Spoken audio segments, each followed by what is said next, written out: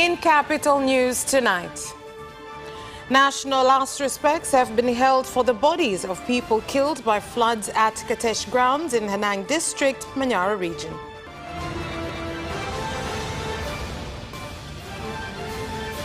Tanzania Ports Authority signs a contract with a Chinese company to develop Mbaba Bay Port.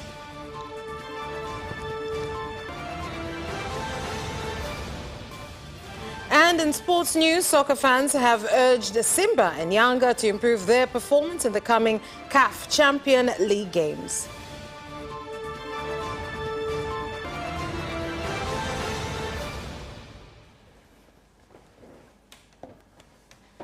Good evening. This is Capital News at 9:30. My name is Vanessa Victor. Let's start things off with the national news. The Prime Minister of Tanzania, Kassim Majaliwa, are leading mourners in the national last respects of the victims of the mudslide that occurred in Hanang District, Manyara region, has said that the number of casualties in the Hanang mudslides has risen to 63, with 116 injured.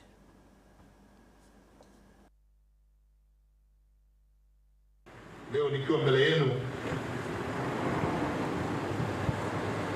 na sisi sote tukiwa mbele ya miili ya wenzetu, tumepoteza ndugu zetu 63.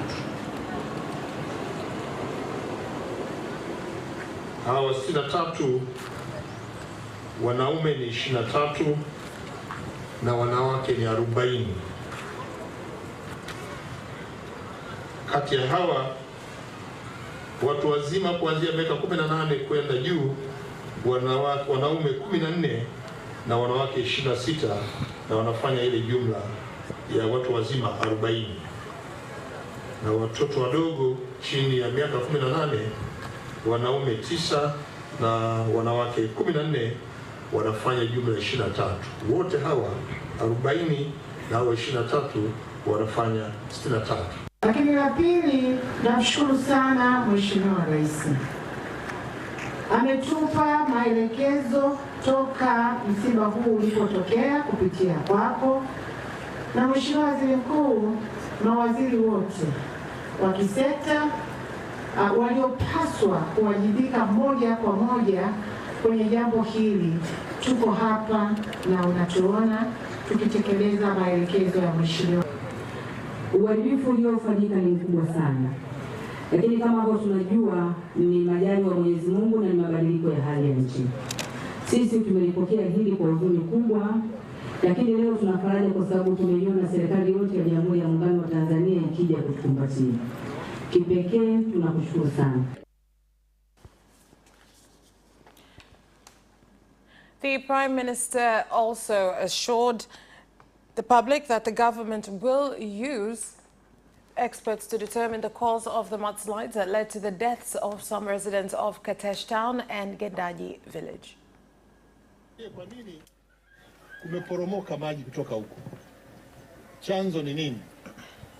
Lakini wakati mwingine tunaona milima yetu siku hizi inavamiwa, watu wanalima kwenye milima.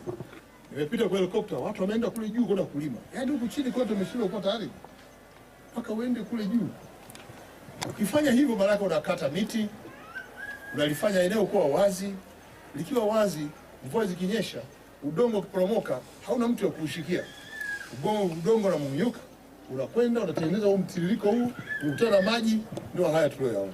Sisi hatuna makazi, hatuna chochote, wala hata chakula hatuna, nguo hatuna. Watusaidie kwa namna yoyote. Sisi hatuna makazi, manake nyumba imeshachukuliwa na mtoto wangu mmoja hivyo ni marehemu. And the President of Tanzania, Dr. Samia Suluhu Hassan, has directed the Prime Minister Kassim Majaliwa to ensure the government pays for the funeral costs of all those who lost their lives due to the heavy rains that led to a mudslide in Hanang District. She also directed for all the injured in various hospitals be treated at the government's expense and those who have lost their homes be provided with temporary shelter. Tanzania Mobile Network Operators Association, TAMNOA, has provided aid worth 240 million shillings to help those affected by the mudslides in Hanang, which also caused the deaths of over 50 people.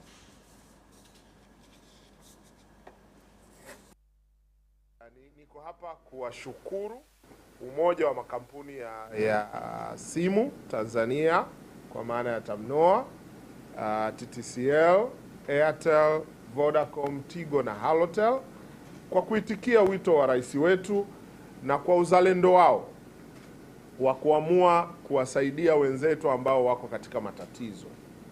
Kama walivyosema, wameungana kwa pamoja kutoa msaada au mkono wa kuwasaidia wenzetu kwa zaidi ya milioni 240. Nadhani ni mchango mkubwa. Kwa niaba ya serikali kupokea huu mchango na kuwashukuru sana makampuni ya simu kwa kwanza kuitikia kwa haraka, maana wito umetolewa jana, umeitikia kwa haraka sana, lakini kupata kiasi kikubwa hichi cha fedha na kupata hizo huduma zitakazoenda kuwasaidia wenzetu. Niwaahidi kwamba kwa niaba ya serikali tutazifikisha site, kwa maana ya sisi tutakabidhi ofisi ya waziri mkuu ambayo ndio inashughulikia maafa kwa ajili ya kuwafikia walengwa. An amount that is dedicated to providing urgent relief to those impacted by this disaster. With these funds, we are able to provide critical supplies, including 2,000 blankets to offer warmth and comfort, essential drinking water to ensure hydration and health, and substantial food assistance with 100 sacks, each of 50 kilograms rice. Meanwhile, ongoing rains in Kilindi District, Tanga region, along with Kiteto and Simanjiro districts in Manyara region, have caused some residents to lose access to basic social services, including healthcare, due to floods hindering them from crossing and also preventing students from going to school. Kata ya Kilwa, yani madaraja, hasa daraja la Kwelikundi ni changamoto, sababu mama mjamzito akifika hapo maji yakijaa havuki, anaweza afia hapo hapo. Kwa hiyo kwetu ni shida kubwa sana, na tuliko huko kijijini kwetu, na maana kata zipo vijiji vitatu ambavyo vinategemea hiyo njia, ndio njia kubwa. Kwa hiyo tunaomba ikiwezekana, yani tunaomba kupatiwe barabara, hususan ni daraja, maana karavati pale hazitoshi. Kera la pili, ndugu mgeni rasmi, kituo cha afya hatuna. Watu wengi wanapoteza maisha yao, hususan wanawake, wakina mama. Huwa tunaomba mtujadili na mtusaidie. Changamoto nyingine ni mawasiliano. Ndugu mgeni rasmi, mawasiliano katika kata hii ya Kilwa imekuwa ni kero kubwa sana. Taarifa ni kwamba kiwanja tayari kipo ambacho tunategemea wakati wowote hali ikiruhusu, nguvu ikipatikana, kituo cha afya taratibu ziweze kuanza. And African leaders have been called on to put in place a friendly environment for citizens to be able to own and use resources in their country, including investing in small miners so that they can contribute to the economy. This was shared in Dodoma by the board chairman of Tanzania Extractive Industries Transparency Initiative, Tati Ludovic Uto, when speaking to a delegation from Haiti who are in the country. Nimekuja hasa nchini kwetu kujifunza na kuelewa namna wachimbaji wadogo wanavyokuwa manage, wanavyotambulika, wanavyoshughulikiwa na serikali katika kuwasaidia kufanya kazi vizuri zaidi. Hasa kwenye madini ya dhahabu. Asilimia 40 ya mapato yanayotokana na dhahabu nchini, haya ni matunda ya wachimbaji wadogo. Ghana is Africa's leading producer of gold. Tanzania is equally a prolific producer of gold. We have a lot of other minerals, and yet our two countries have not been able to deal with the issues of poverty using our mineral resources.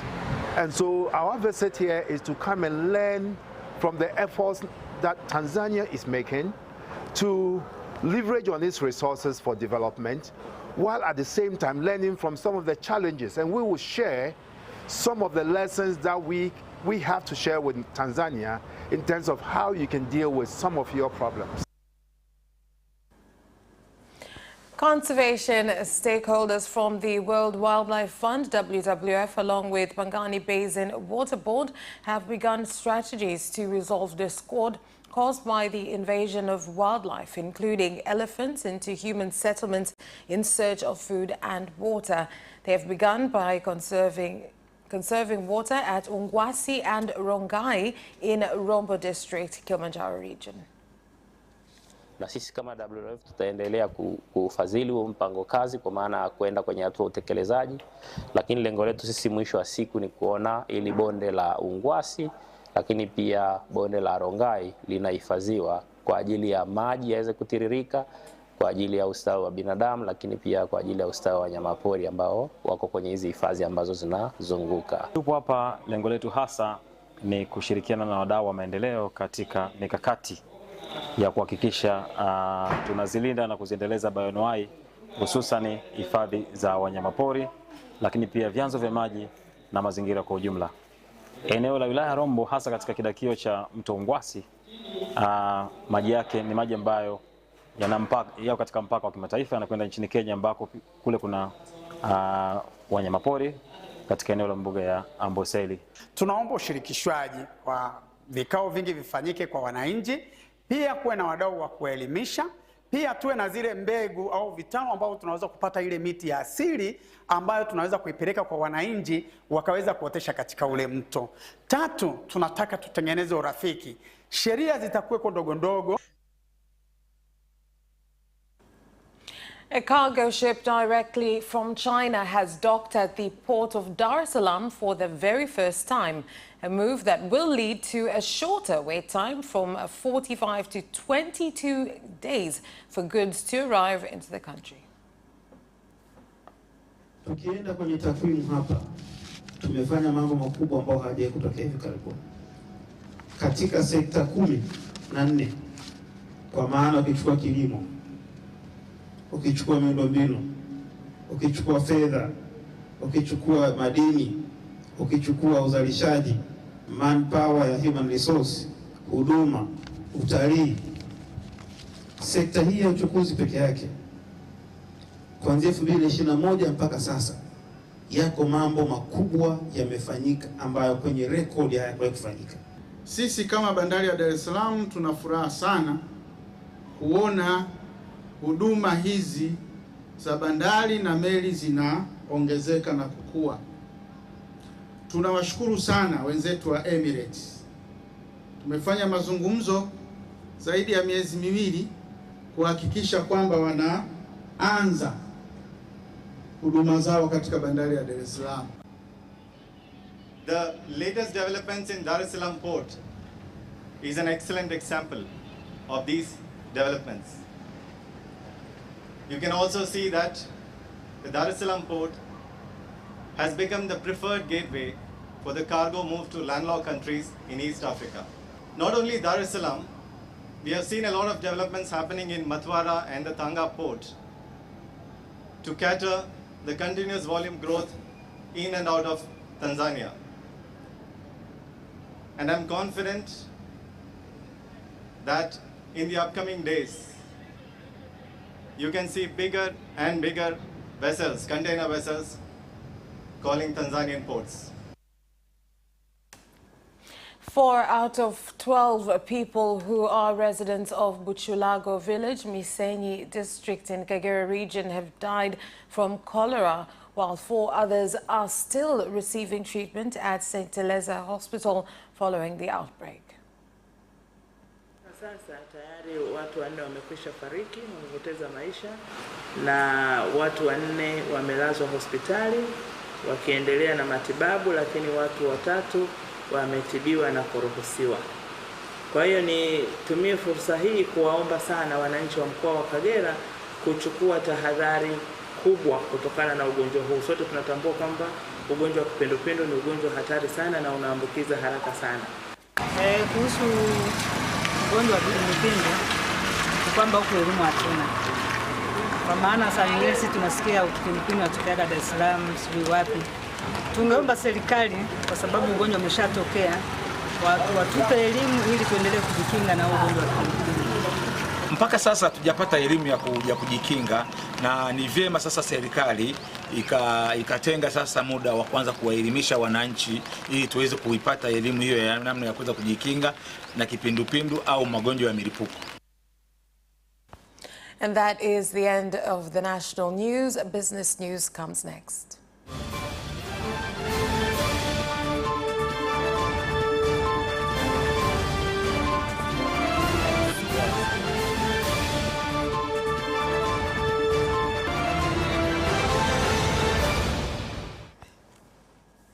Now in business news.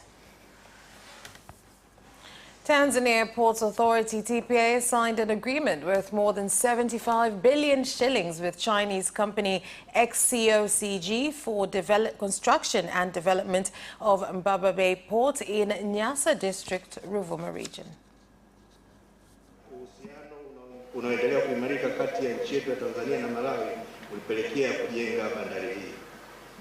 Mheshimiwa mgeni rasmi, mradi huu wa uendelezaji wa bandari ya Mbaba Bay utatekelezwa kwa kipindi cha miezi 24 na mkandarasi ni kampuni ya Sime Ongoing Construction Company Limited ya China. Inaenda kupunguza ule umbali wa safari wenzetu wa Malawi waliokuwa na Malawi, Zambia na Msumbiji walikuwa ukiutumia kutoka Dar es Salaam kwenda Malawi. Leo hii sasa tunaenda kuanza kutumia, tunaiunganisha bandari ya Mbaba Bay na bandari ya Mtwara, ambayo yenyewe ukiangalia katika ule mpango wa maendeleo wa Mtwara Corridor. The Ministry of Agriculture, through the Tanzania Agricultural Research Institute, TARI, has entered into agreement with Chilongola Agroforest Company in Mafinga Town Council, Iringa region, to produce and sell good quality avocado seedlings to farmers at subsidized prices by December 2024 in order to increase productivity. Kununua miche kwenye vikundi mbalimbali na ukaambiwa hii ni hasi, lakini baada ya miaka 2 miche iko shambani au 3 unakuta kwamba sio ile ambayo walioelezwa. Sasa hii inaleta hasara kwa wakulima. Sasa kuondokana na hilo lazima udhibiti ufanyike. Na bahati nzuri taratibu za udhibiti wa ubora wa mbegu hasa miche tayari utaratibu ule umeshawekwa na taasisi ya udhibiti wa ubora wa mbegu. Katika zao hili kuna changamoto kubwa sana ya upatikanaji wa miche bora. Miche iko mingi lakini kupata mche bora imekuwa ni changamoto. Kwa hiyo tayari wameweza kutupa mafunzo. Lakini la pili pia tupo katika mchakato wa kuweza kuwezeshwa ili angalau sasa tuweze kufikia kwenye lile lengo la kupata sasa mche kwa bei ambayo itakuwa ni ya chini, kwa sababu tutakuwa tumesaidiwa katika vitu kadha wa kadha. Tanzania Revenue Authority TRA has called on traders in Arusha and peripheral regions to support efforts being taken to fight smuggling being done by unscrupulous traders who buy and sell goods without paying taxes. Waombe sote tushirikiane katika kupambana na magendo katika mipaka yetu inayotuzunguka. Hili nalo ni eneo lingine ambalo bado tunapoteza mapato ya serikali. Kwa hiyo kama TRA hatuwezi kulifanya sisi wenyewe, tunahitaji ushirikiano wa wadau wote. Mkoa wetu unaendelea kufanya vizuri mwaka hadi mwaka. Upande wetu TRA tutaendeleza ushirikiano huu katika maeneo yote ya elimu, utoaji taarifa na utoaji huduma bora ili kuhakikisha mapato ya serikali hayapotei. That's where we leave off with business news. Sports news is next.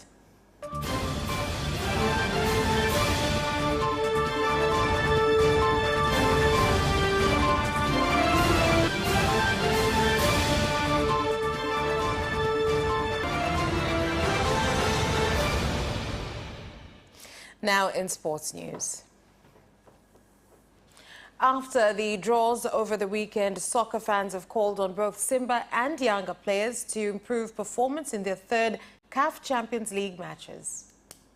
Wydad wako vizuri na Wydad wameshafungwa, wanaenda kujifundisha kitu kwetu sisi. Kwetu sisi wanaenda kujifundisha kitu. Usikubali unafikiri hizo Wydad yakubali ya kufungwa kila wakati. Tutafanywa kitu cha ajabu, 5 zingine zinakuja. Lakini mimi naamini kabisa Waarabu sisi wanatujua na hatujaanza leo. Simba sisi miaka nyuma mpaka miaka ambayo tunakwenda sasa hivi tunatisha tena hasa kwa Waarabu. Tunawasumbuaga sana. Simba iwe mbovu, iwe mzima, iwe mbovu, Waarabu tunawasumbua. Huwezi kulaumu. Makosa yanakuwepo na unavyocheza na fundi, giant wale unajua. Hali ni majiant wale. Yaani wanatafuta kosa. Sasa kama tumecheza nao dakika 90 wamepata kosa moja tu wamefunga goli moja. Ina maana Yanga ni timu ambayo inaendelea kubadilika. The women's cricket national team has started preparations for the World Cup qualifiers scheduled to start this Sunday in Uganda. Kwa sababu ukiangalia magrupu, timu ziko 8, magrupu yamepangwa mawili. Kwa sisi tuko na Tanzania, tuko na Botswana, Kenya na Zimbabwe. Sisi hapo timu ambayo tunaiofia, na sio kama tunaiofia, timu ambayo tunaona kidogo itatupa competition ni Zimbabwe. Kwa hiyo tumejiandaa vizuri na sasa hivi tunacheza mechi na wavulana ili kupata competition zaidi. Najiona tuko mbali kwa sababu kule tulivyoenda Hong Kong tumepata mazoezi mengi, pia tumejua makosa yetu yako wapi. Kwa hiyo ni rahisi kuja huku yafanyia kazi ili tunapoenda huko kesho kuto kwenye mashindano yasijirudie. After the draws over the weekend, soccer fans have called on a basketball tournament that will also involve wheelchair teams is scheduled to take place from December 13th to 15th at JMK Youth Park in Dar es Salaam. Zinatoka mpaka nje ya nchi. Kwa mwaka huu tutakuwa na mashindano ya mpira wa kikapu kwa watu wa kawaida, lakini pia mpira wa kikapu kwa watu wenye ulemavu. Na mchezo wa mpira wa kikapu kwa watu wenye ulemavu utaanza tarehe 13 mpaka tarehe 15. Na mpira wa kikapu kwa watu ambao si wenye ulemavu itakuwa ni kuanzia tarehe 14 mpaka tarehe 17. So far mpaka sasa hivi bado tunaendelea kusajili, lakini nadhani mpaka mwishoni mwa wiki hii tutakuwa tumepata idadi kamili ya timu ngapi zitakazoshiriki katika maeneo yote kwa walemavu na kwa wasio na ulemavu. And that sports item ends our news bulletin for tonight. Thank you for watching and have a good night.